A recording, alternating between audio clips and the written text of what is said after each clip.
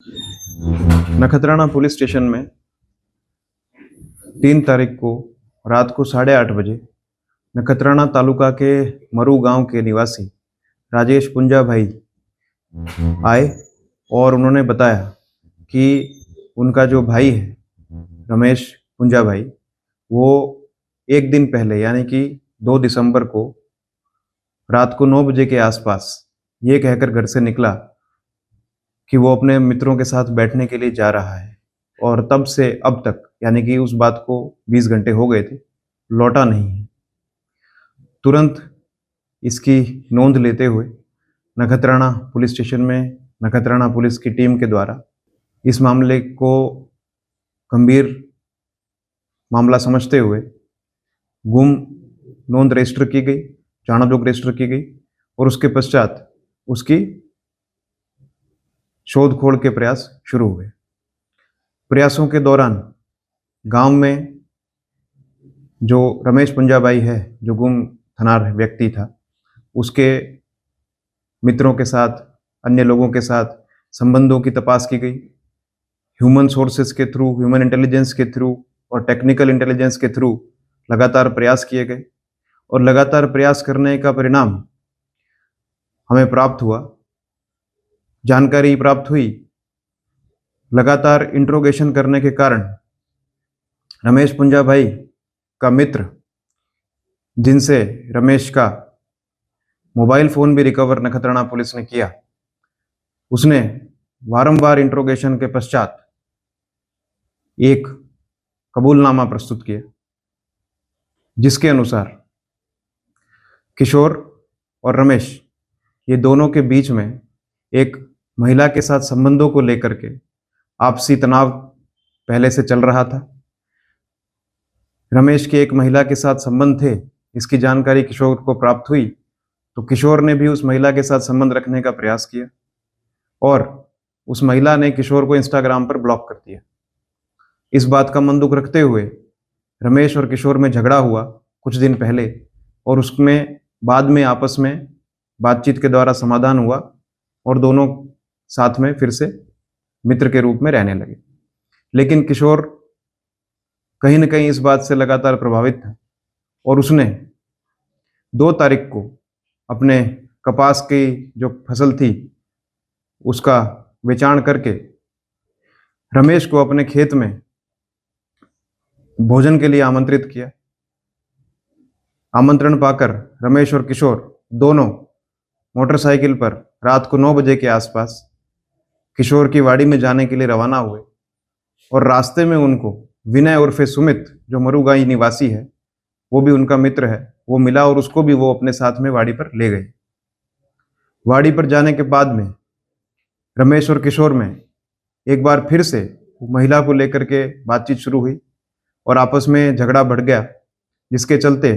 किशोर ने रमेश पर फावड़े से वारंवार वार करके उसकी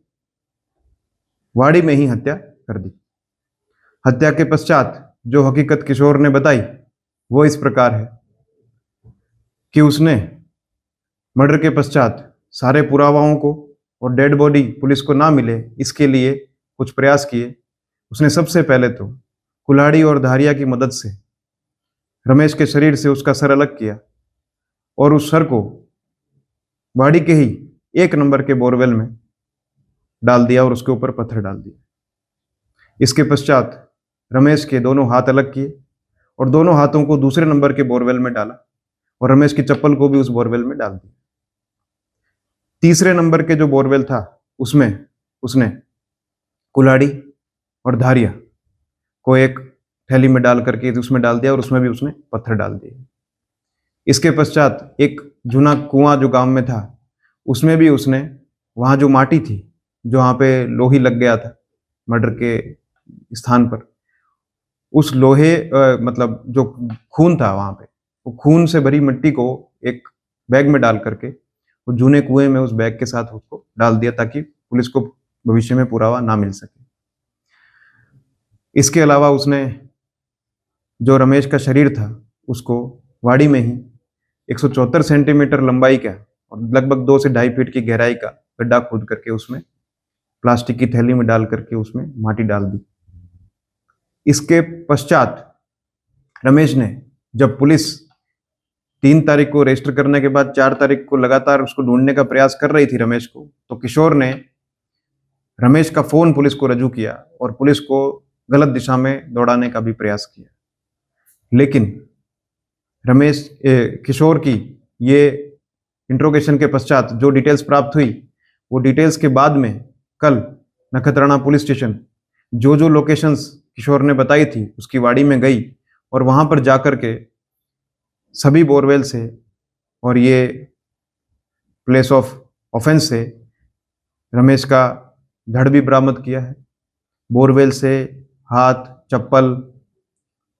शरीर के अन्य अंग, सर के पार्ट्स भी बरामद करने में नखत्राणा पुलिस स्टेशन ने काम किया है और ये गंभीर मामला है।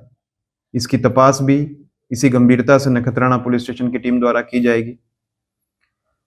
लेकिन इस मौत को, ये किशोर के इस प्रयास को पूरी तरह से विफल करने में नखत्राणा पुलिस स्टेशन, जो छुपाने का जो प्रयास था, उसमें नखत्राणा पुलिस स्टेशन की पूरी टीम का बहुत ही सराहनीय कदम रहा। एक गुम नोंद को इतना सीरियसली लेते हुए नखत्राणा पुलिस स्टेशन की पूरी टीम ने जिस तरह से कुछ ही दिनों में एक गंभीर प्रकार का जो एक मर्डर केस है उसको जिस तरह से डिटेक्ट किया है, इसके लिए पूरा का पूरा श्रेय नखत्राणा पुलिस स्टेशन के पीआई और उनकी पूरी टीम को जाता है।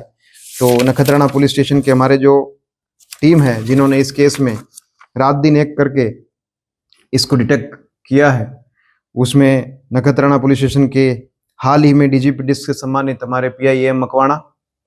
और उनके साथ में PSI RD Begadia, MV Shamda, ASI Pinkraj Singh Solanki, Virendra Singh Jadeja, Jayanti bhai Majhi Rana, police head constable Dilip bhai Damor, Mohan bhai Ayar, Narendra Singh Soda, police constable Mukesh bhai Modi, कुंपा भाई चौधरी तथा दामजी भाई जेपार, ये सभी को इस डिटेक्शन का पूरा पूरा क्रेडिट जाता है। मामले की जांच जारी है। हमारी टीम सभी वैज्ञानिक पुरावाओं को वैज्ञानिक तरीके से कलेक्ट कर रही है। एक्सपर्ट्स की भी ओपिनियन ले रहे हैं, राय भी ले रहे हैं। बोरवेल संचालकों के साथ भी हमारा लगातार संपर्क है, क्योंकि बोर की गहराई काफ़ी है और अन्य चीज़ें भी बिल्कुल साइंटिफिक तरीके से बरामद हो, इसके लिए हम लोग प्रयास कर रहे हैं। इन्वेस्टिगेशन अभी जारी है। इसमें एक व्यक्ति उसके साथ जुड़ा था किशोर का, उसका नाम है विनय उर्फे सुमित, वो भी इस क्राइम में शामिल है। ये आरोपी से अभी इंट्रोगेशन जारी है। अभी हाल ही में आरोपी से जो इंट्रोगेशन हुआ है